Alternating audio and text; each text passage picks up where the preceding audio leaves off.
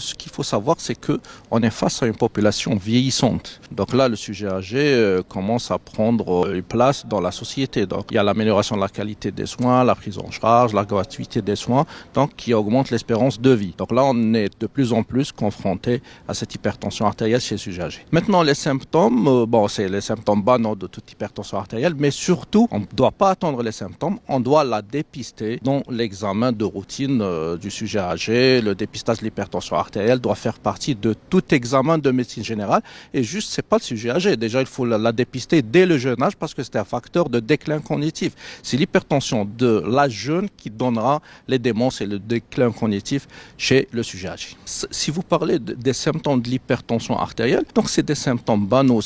Parfois, c'est des vertiges, des céphalées, parfois, c'est des chutes du sujet âgé. Mais parfois, on est directement confronté à une complication cardiovasculaire, donc un accident vasculaire cérébral qui est le résultat d'une longue hypertension maltraitée ou un infarctus du myocarde ou une insuffisance rénale ou autre. Donc parfois, l'hypertension artérielle, elle est sous-diagnostiquée ou elle n'est pas diagnostiquée. On est obligé de faire surtout son dépistage parce que prendre la pression artérielle chez un sujet, c'est à la portée de tout le personnel médical, du médecin ou même du technicien médical qualifié. Ce qui est sûr, c'est qu'il faudrait traiter l'hypertension artérielle chez le sujet âgé. Il faut traiter avec les bons médicaments, avec les classes thérapeutiques qui ont prouvé leurs efficacités.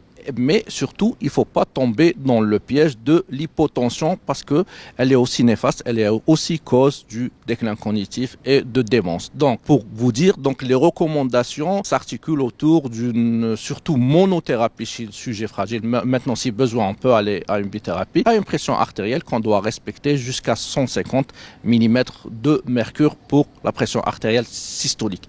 Bien sûr aussi, chez le sujet âgé, il faut cibler aussi la pression pulsée qui est un meilleur marqueur. Cette pression pulsée, c'est la différence entre la pression artérielle systolique et diastolique. Et plus la pression pulsée est importante, plus il y a un risque cardiovasculaire majoré. Et c'est les bloqueurs du système rénine-angiotensine qui interviennent dans la thérapeutique et dans la protection cardiovasculaire du sujet âgé.